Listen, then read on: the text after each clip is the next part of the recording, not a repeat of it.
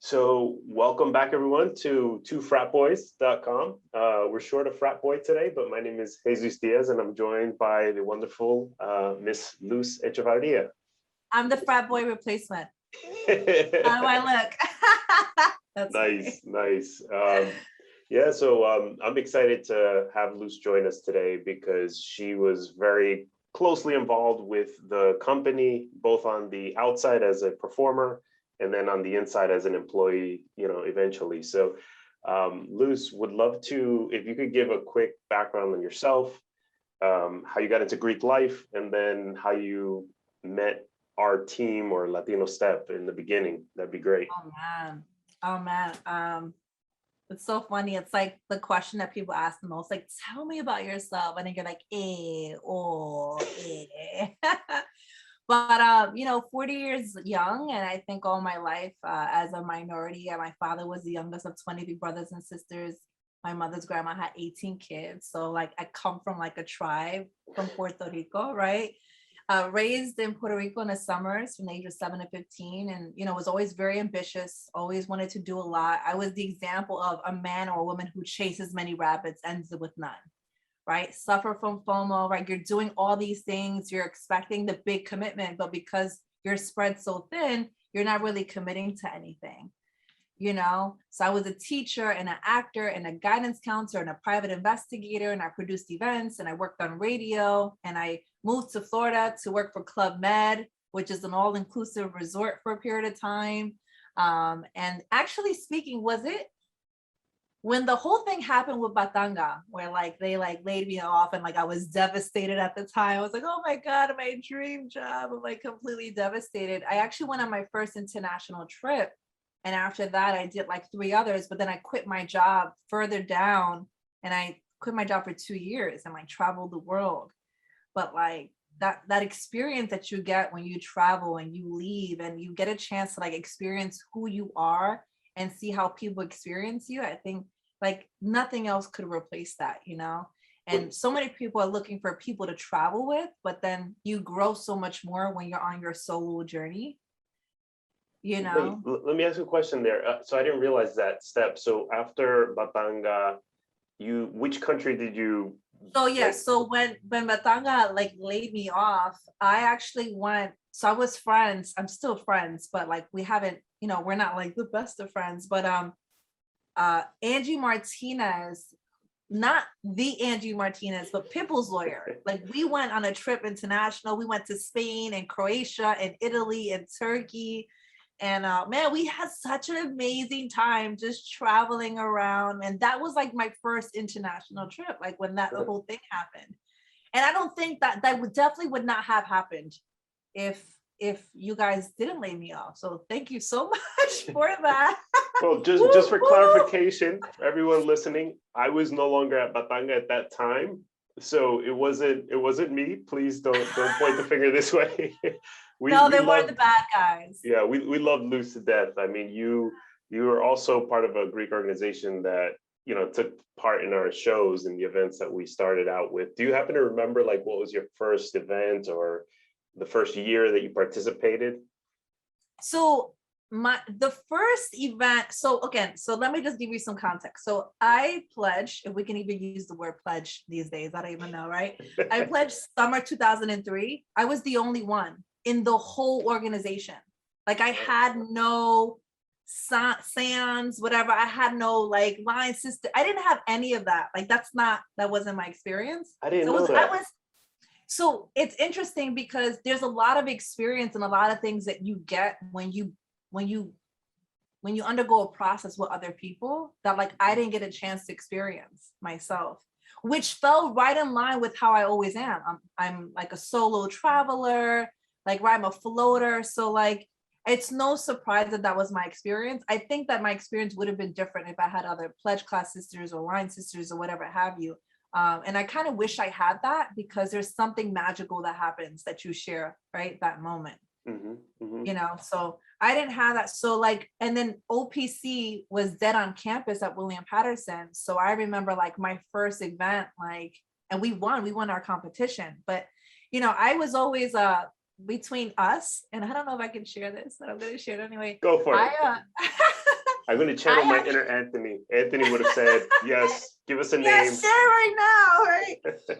But I wanted to pledge LSU, like LSU. Like I call like the president, like, I want to pledge LSU, like you're discriminating against me. And yeah, like and he was like, like you could pledge, our sister counterpart, like, and I was like, no, like I want to be a brother, like you're gonna honor me as a brother. Yeah, so later on in life, I ended up undergoing like a private sweetheart process for them, even as a sister. But that's a whole nother. I'm like, am I supposed to say this? Wait. This is so interesting. I didn't know this about you. So you called up the president of LSU to petition to have him, or to be a part of the process. Yeah. What, like and then obviously sororities were around. So what gave you the thought, or the like outside the box thinking to do that? I loved what they stood for, coach. So here's the deal. I think your experience is relative to who you have on campus, right? So at the time, William Patterson, we didn't have a lot. We had LSU, MSU, LTO, LTA, and that's it in terms of multicultural ethnic, right? So when I saw like people like Cuzzies and OPBs and SLUs, I was like, oh my God, like who are they? Where are they? Like that was not in William Patterson, Yeah.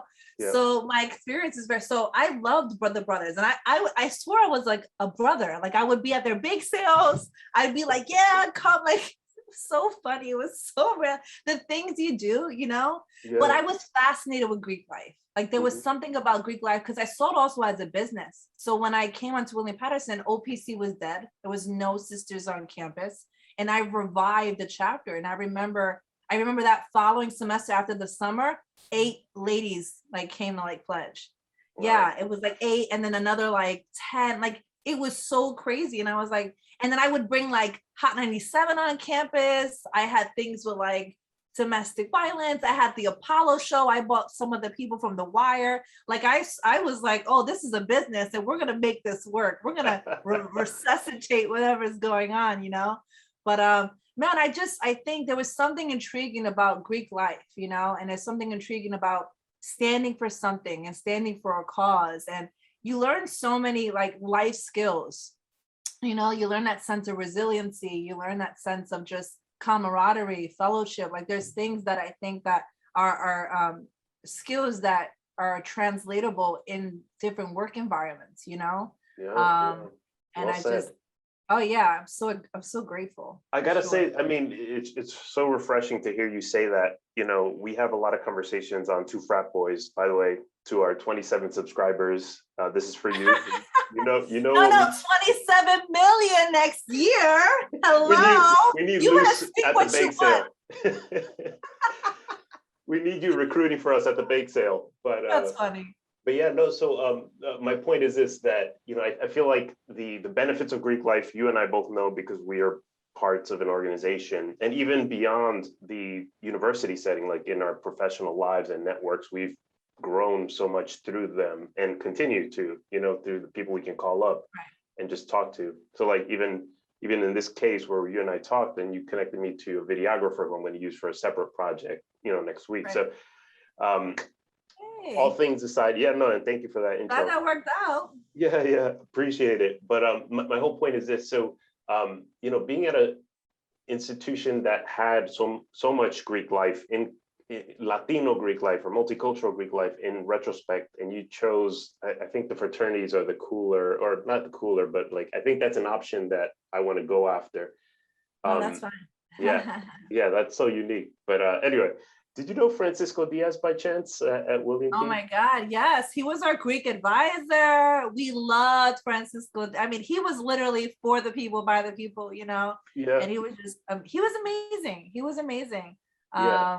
Yeah. No, I'm only connecting dots here because now I'm starting to think that maybe he liked us. Like he allowed us to do a couple of events on campus, and I'm guessing it was through the petitioning from you and others, who are undergrads there, like, saying, no, these guys are doing a good show, etc. So, but yeah, I won't take all the credit, Jesus, but like, I'm sure I signed a signature somewhere.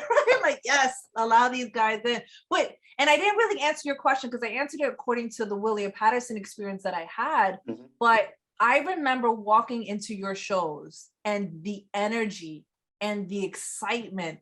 And you walk in and you're like, it sounds like a jungle. And I don't know what the hell this is, but like, this is amazing. Like, I thrive for that. I think in another lifetime, I was the backup dancer to an artist. Like, that was me. So like dancing was always like, I want to be a performer, but I never had like the specific craftsmanship skills to do it. Like, I did it on a freestyle level, but like to do it where like, you know, I'm like Chris Brown's backup dancer, just, you know, I could dance, but like, it was like, okay, I'm not Chris Brown's backup dancer. We're not doing that. Yeah, no, well said. And I think the energy is funny. I haven't tapped into that feeling, like the one you just described of walking into one of our events in a while, obviously. But yeah, it was definitely there. And I think as we reflect in this podcast and, you know, even kind of down the road, I think it's something that we've remembered and the unity that we were trying to establish early on that even we didn't recognize until like years later. So Right. so But speaking of unity, it's funny because you would have like, you would be in William Patterson and like, oh, hey, how are you? Say hi to your fellow Greeks, but you get to like the battlegrounds and it was like, don't talk to me. It was like, what is going on? Like, you know, I'm going to see you in class on Monday at 9:30. Like, you know, it was so like that piece was I never got, you know. And of course, if you were really cool, it's be like, okay, like you're the cool one. But anyway, it was so weird. So do you remember being on stage like so you mentioned attending a show, but like now actually performing, actually competing, like what do you recall from those years or those experiences with your team? Oh my God. Honestly, like the practices, bro, like we'd be in like it'd be like serious and like we'd have so many different ideas and we would never be able to agree on something, you know. But then I remember getting to like the battleground, right? And something about me, and this is definitely TMI, I don't know if it's gonna get cut, I don't really care, but like anytime I have to perform or go on stage or talk, I feel like I have to take a crap. So I'm like, break, like I'm like, that was like, I know it's not sexy, I get it, guys, but hopefully you can appreciate the realness. But like that was like me, and like that was my nervous energy. But I mean, I remember definitely the performances, and I remember like really like, I mean, it was just amazing. The rush, the roaring of the stage. I didn't enjoy the practices, but that's what happens, right? If you want to play in the game, you have to go to practice. You have to show up, you know? Yeah. And that's just what it looked like. So no, it's too bad Anthony's not here because just a shout out to my fellow frat boy. He before our major events, he would always go missing at some point, like for 10 minutes. He would totally appreciate that. Oh my God, so funny. Yeah, he would just. Anthony, I'm so glad it's not only me. Okay, thank you, brother. Right, we're here. I'm here with you in the flesh here. We had walkie talkies too, so I would walk in and be like, Anthony, where are you? I need you right now. And you hear like. yeah, but that's cool. That's cool. And in terms of like, like from the actual events, I'm again trying to piece like the moments. Like, do you remember like we used to do like NCAA style competition where you bracket up teams and do you remember any of that or? So or I like... do. I wasn't a fan. I understood why. Like I understand. Like we wanted to do something creative. We wanted to go ahead and do something different. Like and I could totally see like why it was, but I always feel like we were a little bit of the underdogs, like Omega Phi Chi in a certain sense, especially if like, you know, there's a lot of other organizations that colonizes other universities and they came out in droves and our locations were a little bit different. So I always feel like for the underdogs, it never worked out. Yeah, you know, and I'm like, and it was always like, which stroll should we do first? Like, oh, but this one has a better track. It's like, yeah, but this one has this really cool like stunt in the middle. And it was like, it was so, it got like, you know, and then I think at a certain point, like I think I remember us having like just stroll, like no bitch assness, like just stroll. Like for us, we were like, yo, can we just have a good time? Can we just stroll? Can it not be like a circus act? Like, can we just move, right? And I remember that. I remember like, oh, like you can't stop for more than 5 seconds. And I'd be like, Jesus, we have this dance move. Can I send you this video? And it was like, do you think this is like too stagnant? I remember all of that. It's all coming back to me right now. Yeah. No, I'm glad we're triggering some of those That's experiences. But yeah, and it's funny because we've talked about how like in previous episodes how teams would call on us and we didn't want to be sticklers for these rules. Like we were adding new rules after every single event, and we hated the concept of policing, too much, because it's like that also from a event producer angle, it's a pain in the butt to like have to chase people and it down. takes away the creativity. Like at some point I think that like with all the rules it just stopped becoming fun. Like I think if you were in the audience you were having a blast. But if you were like behind the scenes it was like oh there's technicalities and this judge is best friends with this person, of course they're gonna, and I was like, why don't we just like no one knew who was performing, like no one knows, and then like you only find out at the end who the sisters are. Dun, dun, dun. Forget about it. Like it was one of those things. Oh man, yeah. Well, if we reinvent a step show or stroll show in the coming years, because we've talked about that as well. Like we've got a lot of reimagination to do, especially like if it's a virtual versus a live event, But we're talking about it. We'll see. I don't know if the funds or the kind of ideal will materialize, but stay tuned. That'd be great. Definitely call me. I have ideas. I have ideas. By the way, for all those listening, Luz was the person. Once you joined our team, I would invite Luz to any creativity meetings because she would never shy away from giving you kind of like a palette of topics and thoughts about anything. Like just I love that. Like I remember when we brought you into the beach break conversations, and your mind just started kind of like expanding even what we were thinking about the event. So do you remember these? I loved, oh my God, they were like one of my favorites. Yeah. Like the Wildwood events. Yeah. Like we bought Calle 13 in. I thought that was like super cool. Like I definitely remember that. It was definitely a great experience. And I think that we should continue to do things like that. I think people ruin it, right? Like people make and break things. Right, they make and break an experience, So I think if we could bring back like the good old school Greek culture, infused with some new ideas, I think it could be really fun. Oh my God! I just remembered you were a part of, weren't you? You were a part of one of our photo shoots also at that time, right? With Ray from A Phi A. I still have that magazine. Yeah, I remember. So for the magazine, right, we had you, Ray, and there was this other girl. I forget Martha, yes. Martha. Yes. Is she LTO or? No, so Martha was my sister. Oh, she was yours. But then you also had an LTO, a girl with curly hair. Yeah, that's who I'm remembering. Yeah, okay. Yeah. Oh my God, that was so much fun. I mean, the shot that they took of me, it was like total like dog face. Yeah, it was like something. I remember it, right? Yeah. I remember the stroll. I remember all of that.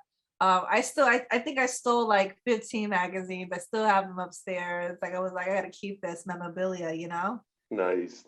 Yeah, no, you had a unique lens. So was there anything you recall like once you were brought onto the team and you're behind the scenes now? So you weren't a performer anymore, but you were behind the scenes as to the operation. Do you recall kind of anything that surprised you as you were working there, or anything that was like, oh wow, they, Yeah, I think I just remember there's a lot of work that takes place in organizing an event. It takes a village, it takes a tribe. That's with anything. And I just remember like thinking to myself, like, wow, there's a lot of moving parts. Everybody's role is really important, and then also having the buy-in of the teams and the buy-in of the organizations, because if you didn't have their buy-in, you weren't getting their support. Yeah. So then having the different people behind the scenes, like someone might be closer to like an organization and them making the phone call. Yeah. And another person is like, hey, I'll call so-and-so from this chapter, or you call so-and-so from that chapter. Like seeing that in motion, I think that was really, really cool. We had a great team behind the scenes, and everyone was like really friendly to a lot of the different Greeks, even ones that may have seemed like rivals. But I just remember like we really cared. we cared, we wanted to give a really great show, and every detail mattered. I love, I learned so much from Diana. Like, she was always like a mentor to me in that space. Shaina, like, and we'd have a riot. It'd be so fun. Like, like we'd be in the office for a long time, but it's just so fun to kind of see it unfold. Yeah, that's interesting, because you were OPC, Shaina was OPB, Diana was LTA, I was LUL. Were there any other Greeks that we had at that time? I feel like there was one more that I'm. Was it one girl in the editorial section? Was she a Greek? Oh, cuz, yeah. Yes. We had a cuz in the editorial. There we go. Right. So, yeah, and then we had like honorary adopted Greeks that like weren't Greeks, but like they were Greek by association, that they like all their friends were Greek, Maybe they pledged and they dropped. I don't know, but like, yeah.